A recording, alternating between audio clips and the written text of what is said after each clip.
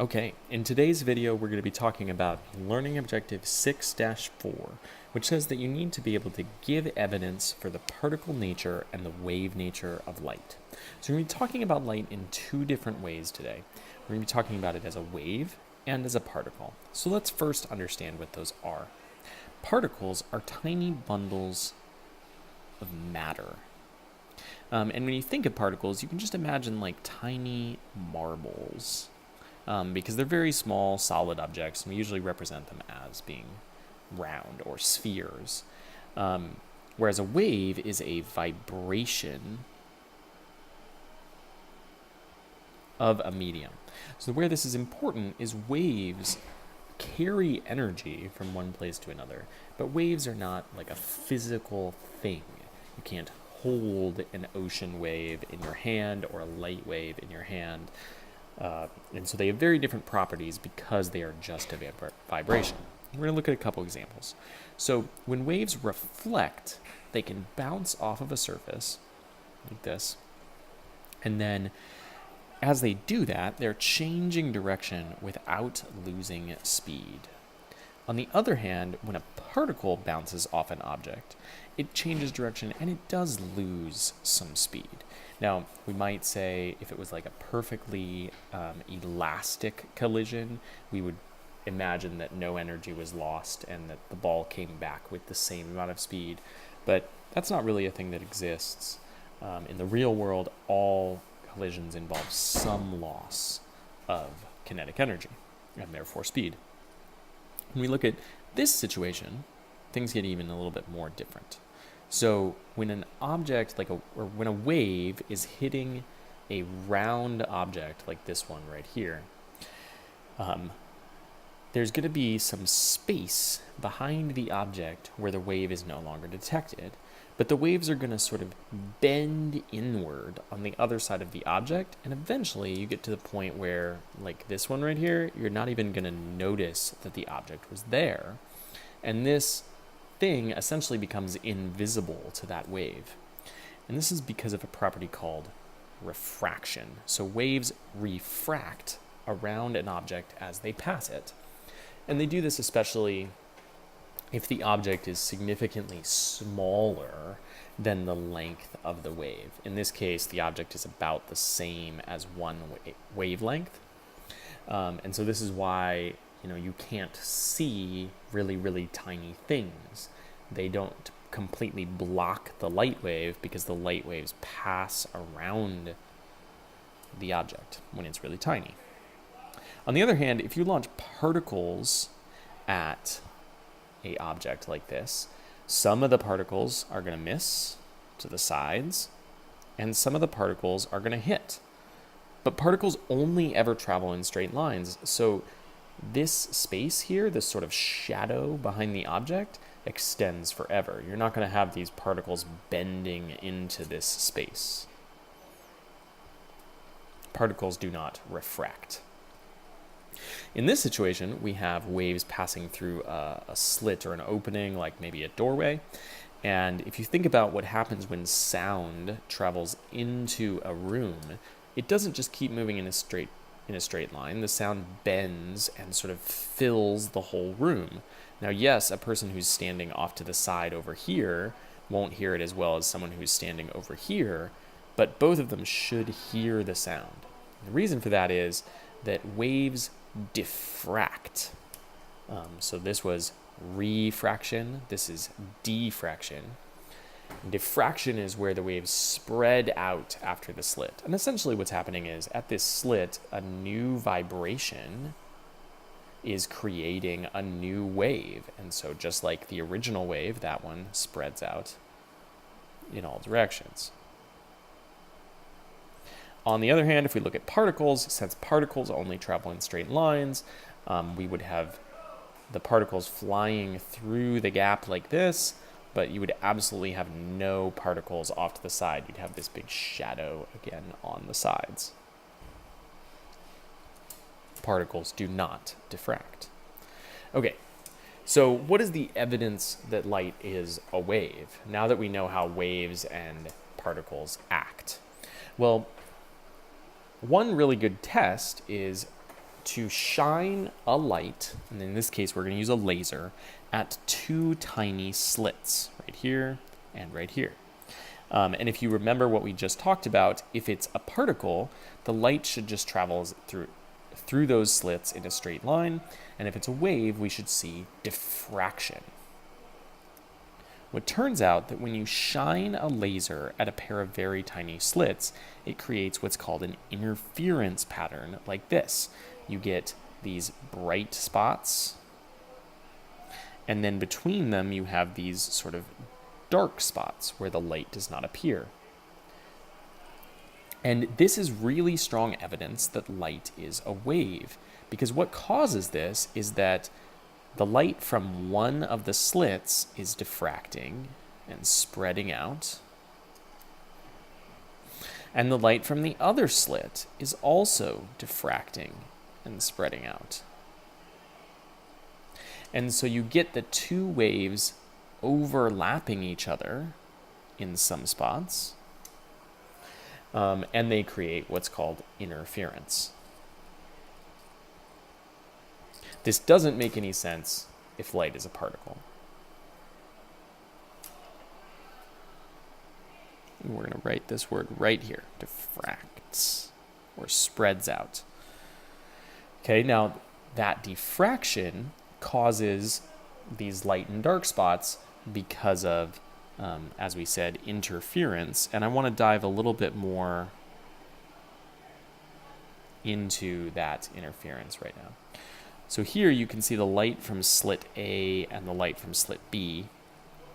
And so you have all these peaks, like here's a peak, here's a peak, here's a peak. And you can see that the peaks of one wave are lining up with the peak of the other wave. And so at the wall, there's a peak and another peak.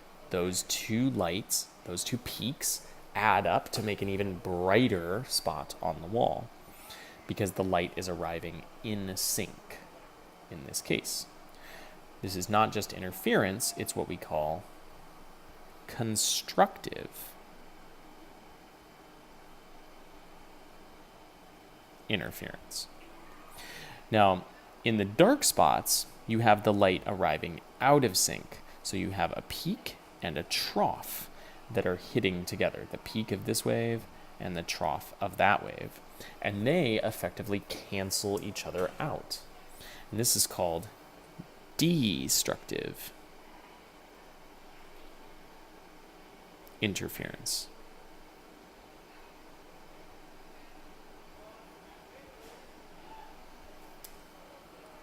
Okay.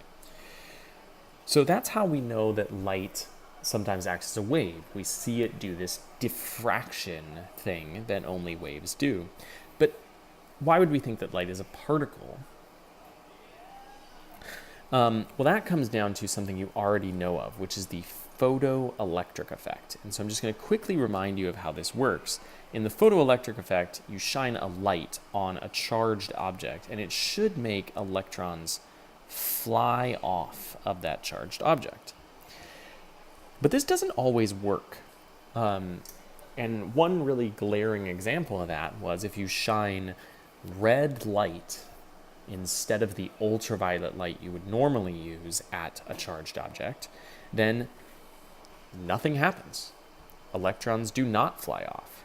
And so in order to figure out why, scientists tried two different methods. The first thing they did was they tried more light. So they shined a whole bunch of red light at the can, and guess what? Nothing happens.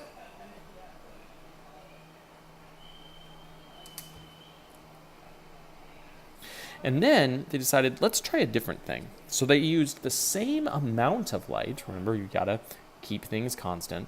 But instead of using a low frequency red light, which is gonna look something like this, low frequency, long wavelength, they used a high frequency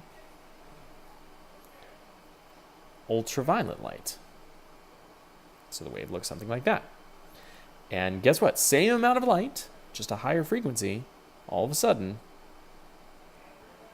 they get electrons flying off. They get the photoelectric effect. So just to review, more light, doesn't work, and a higher frequency of the same amount of light does work. So that's actually extremely weird, and physicists had a really hard time understanding that. But why is it weird? Well, as it says here, if light is a wave, then adding more light and changing the frequency should both give the light more energy. And it's really confusing why giving more energy in the form of more light doesn't knock the electrons off, but changing the frequency, which should have the same amount of energy, does knock the electrons off. So here's kind of a picture of that. So you've got normal red light here, you've got brighter red light. What that means is it's got a higher amplitude. Remember, the height of the wave is the amplitude. And this is sort of the violet or the ultraviolet light, which is a higher frequency. Now, both of these should have higher energy than the normal red light, but only one of them actually knocks off electrons, and that's kind of confusing.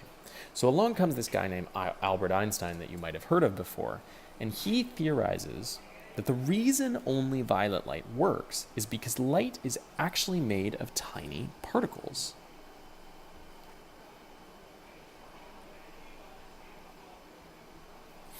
And he calls these particles photons.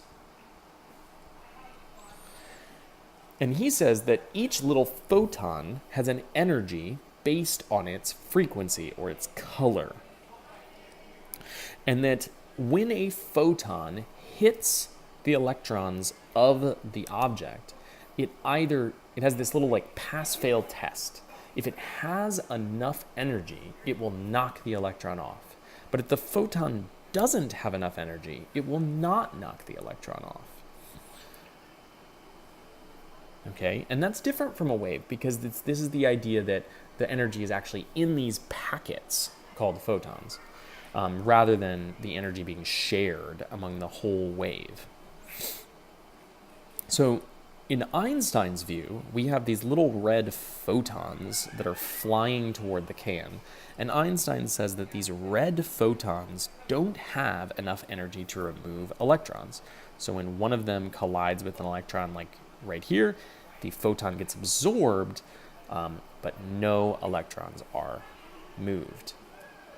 If you try more light, this is where Einstein's theory all of a sudden starts to really be helpful, is you can see that if each individual photon does not have enough energy to knock off an electron, it doesn't matter how many of them you send, it's not going to work.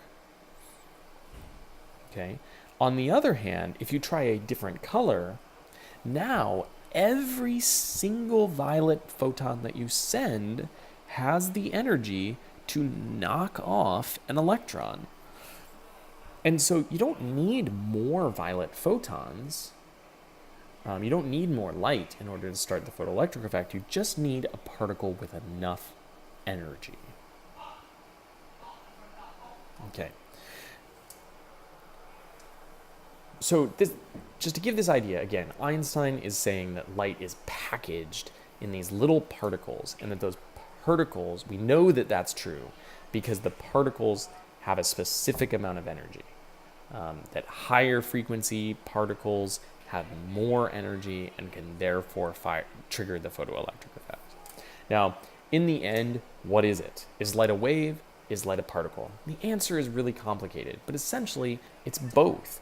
And it's just sometimes useful to think of it as a wave and sometimes useful to think of it as a particle. But the reality is much more complex than either of those models.